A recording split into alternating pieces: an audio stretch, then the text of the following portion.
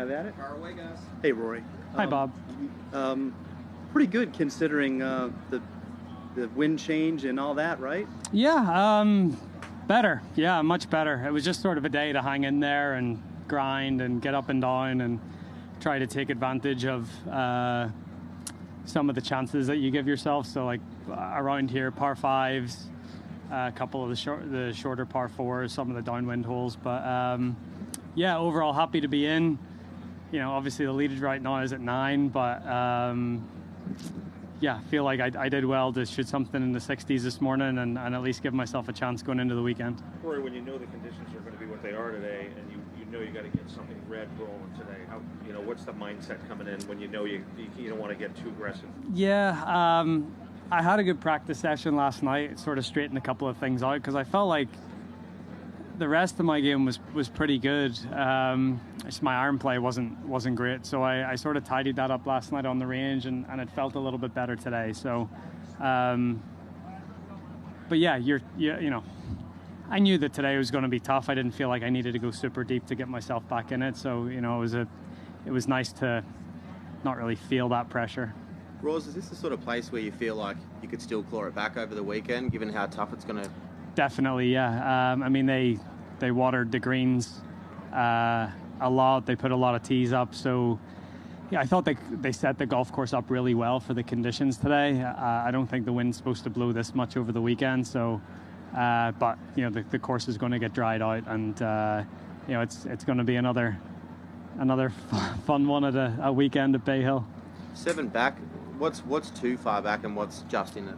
Yeah, so I'm 6 back now. Kiriyama just bogeyed 16. I looked at there, but that's not too far. You know, on this golf course, you know, I'm not saying, you know, Kurt's a great player, but you look at some of the people that are on 6 behind him, like Xander, and you know, that's sort of, it's not the lead. The lead's 8 under, but I mean, I feel like if I can catch Xander, then I'm going to get pretty close to winning the golf tournament. Rory, for people that don't know much about Kurt, what do you know about, what can you say about him? Played with him a little bit. So played with him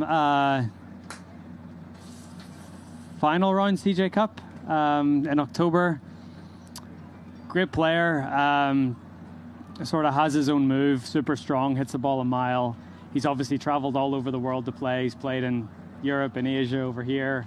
But I feel like he's getting rewarded for sort of his perseverance and his persistence and you know, taking his opportunities wherever they've presented themselves, sort of anywhere in the world to go play. Xander was raving about his quads. He's got some big legs, yeah, he does. We don't see that because everybody's wearing slacks, but you know, most of the time. But, yeah. Thanks, man. No worries. Roy, have you at all? You've talked a couple times about how all your behind-the-scenes work has inspired you. You've played some really good golf through it. Is there any danger that it's going to wear you out? I needed a hard reset at the end of last year. I was exhausted. I think things should quieten down. Obviously, with the announcement a couple of days ago, with everything that we've been trying to work on and trying to get the balance right between, you know, really tough competition, but trying to make it fair on all the membership as well. I think, you know, there's been a ton of phone calls, a ton of meetings, but now that it's been decided and announced, like hopefully it'll quieten down on that front a bit for me. Yeah. Rory, John Rahm, who's obviously been on an unbelievable run, shoots a 76 today. Now, I mean, a couple bad swings and a bad break on it.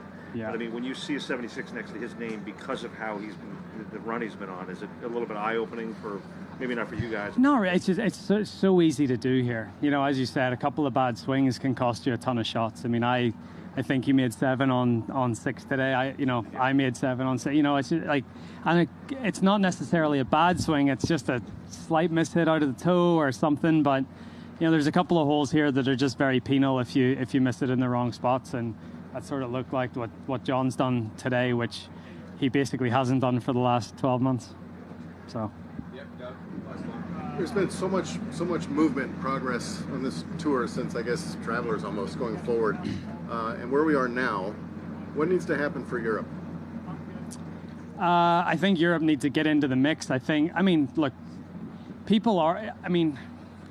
I think everyone knows this is the place that you want to play golf, right? And it is what it is, right? It is. And I think this, people complain about these 10 cards going to European Tour players that get on this tour. But like, if I'm a European Tour player, like, that's brilliant.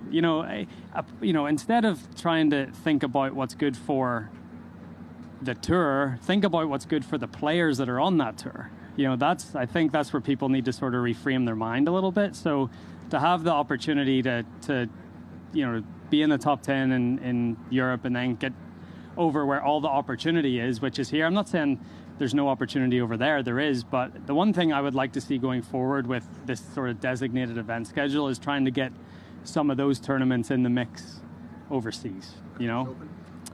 Irish Open, John, Spanish Open, Scottish Open's obviously a co-sanctioned event now, which is a big step forward.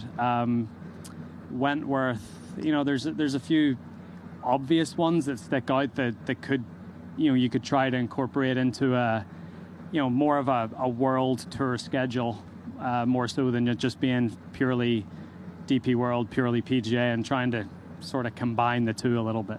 Have you ever run into a player, and I guess we'd have to rule out your, I think 10 you stayed back in Europe, was it? Or 11? 11. One year, yeah. Yeah. We don't need to talk about that. No, there's not, no. Have you ever run across a player who didn't have an aspiration of being here? A European player, obviously. Yeah. I feel like I